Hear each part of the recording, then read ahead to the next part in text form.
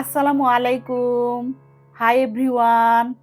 Dhaka residential model college. আমার স্বপ্ন ছিল আমার ছেলেকে আমি এই প্রতিষ্ঠানে পড়াবো। এটা আমার একটা স্বপ্নের প্রতিষ্ঠান।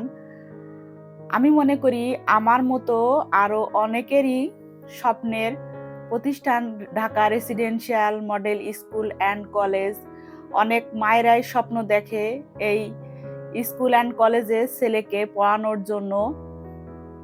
তো আল্লাহ আমার সেই স্বপ্ন পূরণ করেছিল। আমার ছেলে কাননকে আমি এই স্কুল অ্যান্ড কলেজে আমি পড়াতে পেরেছিলাম।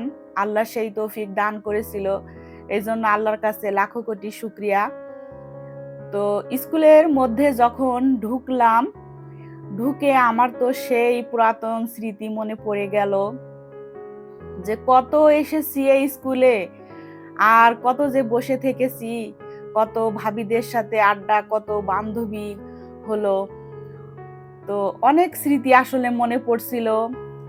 আর বেশি করে মনে পড়ছিল আমার ছেলের কথা। আমার ছেলে এখন দেশের বাহিরে থাকে, লন্ডনে থাকে। তো ওর কথা আমার খুব বেশি মনে পড়ছিল এই স্কুলের মধ্যে এসে। তো স্কুলে একটা প্রোগ্রাম ছিল, একটা মানে উৎসব ছিল। তো এখানে বেশ কয়েক স্কুলের ছেলে মেয়েরাই এসেছিল, তারা একটা মেলার মতো আয়োজন করেছিল। তো আমি আবার রীতি, অথই, সারা ওদেরকে সাথে নিয়ে গিয়েছিলাম যে একটু ঘুরে দেখে আসি যে কিরকম হচ্ছে উৎসবটা। তো এখানে আসার পরে তো দেখলাম যে বাচ্চারা মানে এই যে খেলা করছে, হাড়ি ভাঙ্গা যে খেলার আয়োজন করেছে, আরো অনেক রকমের খেলার আয়োজন ছিল। তো দেখে অনেক ভালো লাগলো। আর ওই যে বারবার একটা কথাই মনে পড়ছিল আমার ছেলের কথা। তো অথই আবার একটা খেলার জন্য সে আবদার করলো যে মানে মানে শুট করে যে বেলুন ফুলানো থাকে, এই খেলার নামটা কি আমি ভুলে গেছি। এটাতে সে আবার অংশগ্রহণ করেছিল। তো যেহেতু ছেলে নাই, বৌমা আবদার করছে সেই খেলাটা করবে, তো ওকে আমি আবার সেই সুযোগটা করে দিলাম।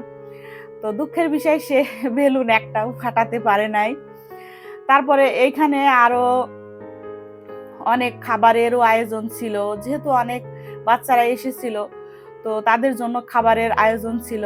অনেকেই কিনে খাওয়া-দাওয়া করছিল। তারপরে এখানে অনেক রকমের ব্যাগ, মানে খেলার যে জিনিসপত্র সেগুলাও তারা সেল করছিল, সেটাও আমি আবার একটু ভিডিও করে নিলাম।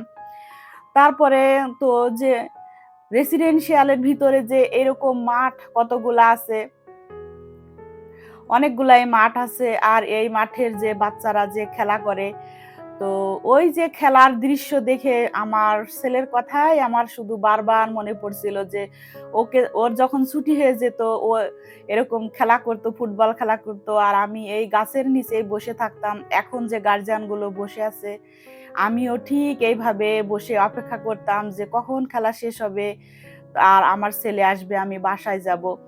ও আবার খেলার প্রতি অনেক নেশা ছিল, ফুটবল খেলার প্রতি। তো ওই সব স্মৃতি আসলে বারবার মনে পড়ছিল এগুলা দেখে।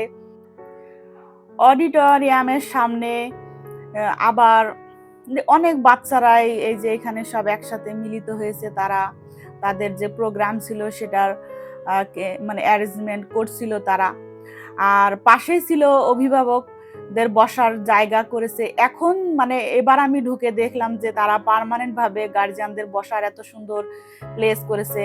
আমি যখন যেতাম তখন আসলে এত সুন্দর প্লেস ছিল না, আমরা গাছের নিচেই বসে থাকতাম। আর এটা হলো প্রশাসনিক ভবন। এই ভবনেই প্রথম কানন মানে রিটেন পরীক্ষা দিয়েছিল, তারপরে মেডিকেল হয়েছিল, ভাইবা হয়েছিল, তারপরে আমার ছেলে এখানে চান্স পেয়েছিল। আল্লাহর কাছে লাখো কোটি শুকরিয়া যে এরকম একটা প্রতিষ্ঠানে আমার ছেলেকে পড়াতে পেরেছি। আর যাদের স্বপ্ন আছে সবার জন্য দোয়া করি, তাদের বাচ্চাদেরকেও যেন এই প্রতিষ্ঠানে পড়াতে পারে। আল্লাহ সবার মনের আশা পূরণ করুক।